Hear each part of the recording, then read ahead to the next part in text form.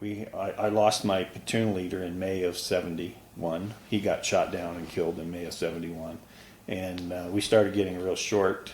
And pretty soon we were down to 3 pilots of our unit. So we would borrow another pilot from one of our sister units to fly, and then on June 21st, '71, on a visual reconnaissance mission down in Yumen, I got shot, and the round came up and hit me in the lower right leg, and came up, cut my femoral artery in my mid thigh, and the bullet actually impacted a .45 caliber pistol I had in my between my legs and the crotch.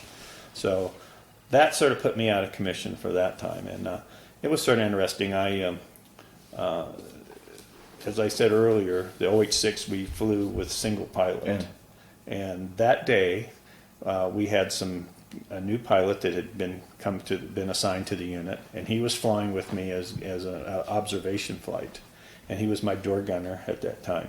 And so when we started taking fire, he leaned out. He had a M60, and he was in the left seat of the aircraft, and he leaned out and unplugged his helmet. His helmet unplugged, so he couldn't hear what was going on in the aircraft. Well, in that time I got shot, and now I'm flying the aircraft. I can't talk to him. I can talk to the guys that are up above me, but I can't.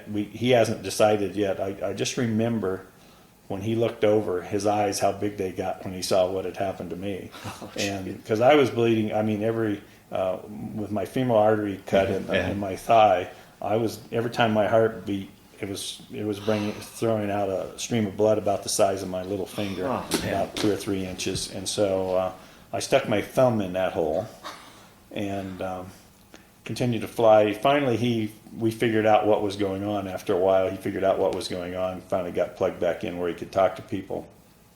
And we landed, and the Huey landed beside me. They put me in the CNC ship, and the command and control ship, and that's when they got a tourniquet on my leg.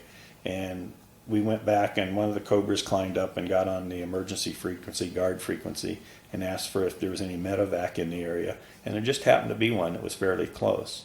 So they flew me back to a air base called Rockjaw, which is on the western side of Vietnam. And we waited for the Medevac ship to come. And they came in. It seemed like a long time, but it wasn't that long. And I mean, I was conscious. I was laying down. If I raised my head up a little bit, I didn't have things would start getting gray. Wow. So I was there, and finally the Medevac showed up, and they flew me to Navy Binh Tui. There was the 3rd Surgical Hospital at Navy Binh Tui, and that's just south of Vinh Long, or around Canto area there.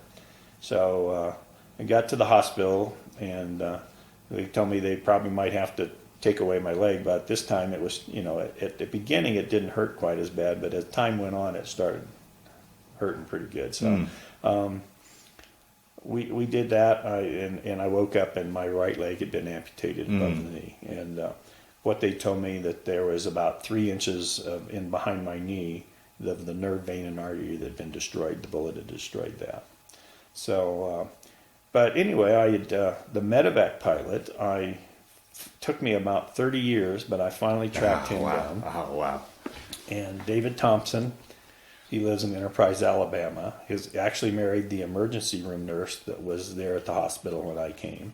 And so I did, about 30 years later, actually, it was about 4 years ago, I think, I did contact him and went to see him. Oh, very cool. And got the story of him, and did find out, though, that there's something interesting, that the Medevac crew, probably the guy that saved my life,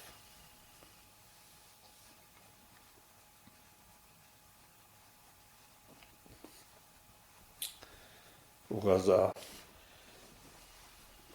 probably the guy that probably saved my life was the medic in back of the helicopter. His name was Guy Tan. Yeah.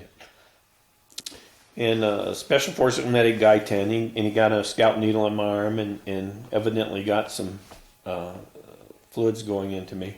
And so he was probably instrumental in probably saving my life.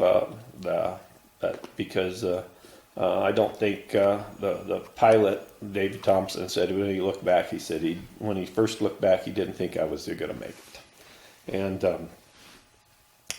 then I found out later that, and David Thompson told me that crew, the co-pilot that hauled me back, and Gaitan, this happened in June of 71.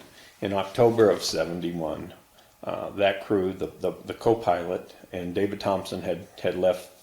He de-roached out of the unit then, but that co-pilot and Gaitan, they flew into a mountain and were killed in October of 71. Oh, wow. So I spent about I don't know, 21st. I think I came home. I think I left Vietnam about sometime about the first part of July, because they wouldn't let you fly if you'd had major artery damage or because if the airplane, when you were flying, if it decompressed, you were probably going to have a blowout. So I flew back, went and spent a night, flew out of Vietnam, spent a night in Japan, and then came back and ended up in Fitzsimmons. And when I got to Fitzsimmons, Los Angeles, my wife-to-be was waiting there, my parents were there, everybody was there. So I got to see everybody, and then they let me take some leave, and I then got to go out and spend some time with my family and stuff like that. So in 1971, that started my road to recovery. I spent 13 months at Fitzsimmons, and in addition to the 6 or 7 months in the hospital in Vietnam. No, it wasn't 6 or 7 months. It was from the June 21st. Oh, June 21st. June 21st is the day I got shot till the first part of July. I don't know why I got October for some reason, but okay. October was the day that the other crew went down. That crew went down with the guys, and so I spent 13 months from July of 71 until August of 72 is when I was retired from the Army and left and